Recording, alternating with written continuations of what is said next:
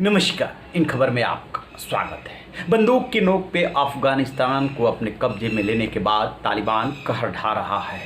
दो तरफ से वो मोर्चा संभाले हुए है। एक, उसने अमेरिका को सीधे सीधे चेतावनी दे दी है कि 31 अगस्त तक अफगानिस्तान खाली करो और नहीं तो फिर अंजाम भुगतने के लिए तैयार रहो। हालांकि खबर ये भी आ रही है कि पर्दे के पीछे से अमेरिका और तालिबान में बात हो रही है, लेकिन जहाँ तक उनकी कहर की बात है, आम लोगों पे कहर वैसे ही टूट रहा है। दूसरी तरफ यानी कि जो चुनौती है वो बना है पंजशीर, यानी कि पंजशीर मतलब 5 शेर, और इसी नाम से वो घाटी है फेमस।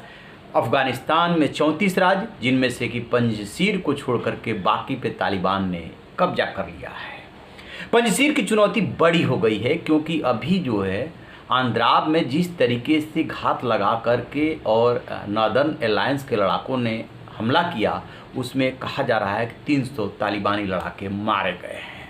उससे उसका हौसला पस्त हुआ है। नतीजतन उसने अपने 3000 लड़ाके पंजशीर भेज दिए हैं, और जवाब में जो नॉर्दर्न अलायंस है वो उसने जो सालंग हाईवे है उसको ब्लॉक कर दिया है। क्यों तालिबान के लिए पंजशीर चुनौती बना है? कौन कौन है इसके नेता? देखिए, पंजशीर में जो है अहमद शाह मसूद हुआ करते थे, जो 2001 में अलकायदा से मिल करके तालिबान ने मार दिया था। कभी उन्होंने पंजशीर को इनके कब्जे में नहीं आने दिया था तालिबान के। उन्हीं के बेटे हैं अहमद मसूद, जो उसके कमांडर हैं। और इधर से जो उपराष्ट्रपति अभी तक थे, जिन्होंने अपने को राष्ट्रपति घोषित कर लिया है, सालेह, वो पहुंच गए हैं और अपने गुरुपुत्र को ज्वाइन कर लिए। और एक उपराष्ट्रपति रहे 2014 से लेकर 2020 तक, दोस्तम, उन्होंने भी इनको ज्वाइन कर लिया। इस तरीके से इन 3 नेताओं ने बना लिया है अपना ज़बरदस्त अलायंस। और पंजशीर के जो लोकल लड़ाके हैं, ताजिक हैं वहाँ पे ज़्यादा, तो उन्होंने जो है बच्चा बच्चा तालिबान से संघर्ष करने को तैयार है और उनके पास हथियार भी है। अब तालिबान के सामने सबसे बड़ी चुनौती है कि तुमने पूरा अफगानिस्तान जीत लिया, पंजशीर कैसे जीते? क्योंकि उन्हें पता है कि पंजशीर हमेशा से चुनौती देता आया है, लिहाजा इसको जीतना आसान नहीं है। क्योंकि पंजशीर घाटी में नदी है और उसको क्रॉस करके आपको पहुंचना है, जाने का रास्ता है वो एक ही है। अब वहाँ पे भी लोगों के पास हथियार है, तो जब किसी इलाके के लोग यूनाइटेड हो और लड़ने के लिए तैयार हो, तब आपके लिए लड़ना मुश्किल हो जाता है।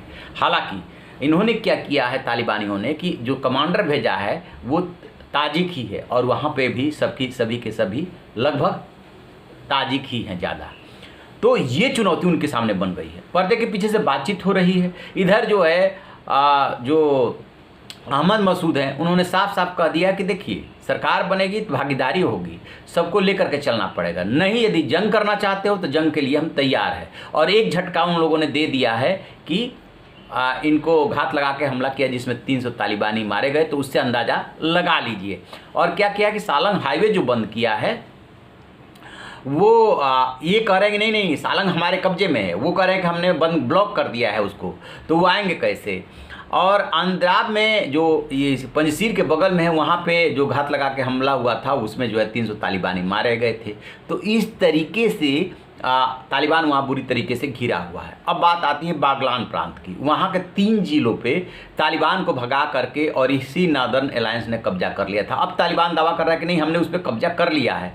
ये होता क्या है कि जब भी ऐसी परिस्थितियाँ होती है तो दोनों तरफ से दावे प्रतिदावे किए जाते हैं। हकीकत जो है बाद में पता चलती है। तो जैसे ही इसको लेकर के पता चलेगा हम आपसे साझा करेंगे। लेकिन एक बात है कि पंजशीर पे नज़र सबकी है, क्योंकि एक तरफ 3000 लड़ाके हैं और दूसरी तरफ उधर से लोकल लोग, नॉर्दर्न अलायंस के लोग हथियारों के साथ तैनात है। ये भी बात आ रही है कि नए नए असलहे से सुसज्जित किया जा रहा है, उनको भी कोई ना कोई मदद कर रहा है। जैसे इसको लेकर अपडेट मिलेगा आपसे साझा करेंगे। आप रहिए बेखबर, देखते रहिए इन खबर। Thank you.